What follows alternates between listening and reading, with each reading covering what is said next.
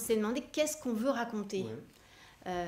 Redonner du contexte, expliquer effectivement quelle était cette période, comment ça se passait, qu'est-ce que c'est qu'une colonie, et puis qu'est-ce qu'on veut dire de cette colonie, et nous, notre envie commune, parce que c'est vraiment un projet collectif, c'est de se dire on veut placer cette colonie du côté de la vie, parce que ces enfants, on va regarder ce qu'ils ont fait au cours de cette toute petite année.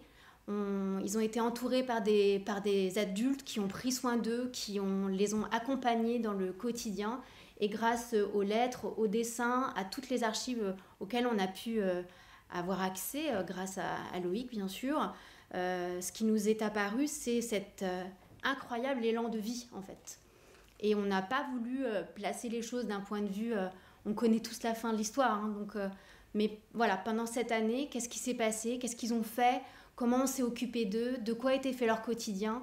Et c'est vrai qu'il y a une charge émotionnelle énorme quand on regarde ces dessins, mais quand on lit leurs lettres, les petits mots qui s'adressaient les uns aux autres, les courriers aux parents, puisque certains avaient encore leurs parents en dehors de la colonie.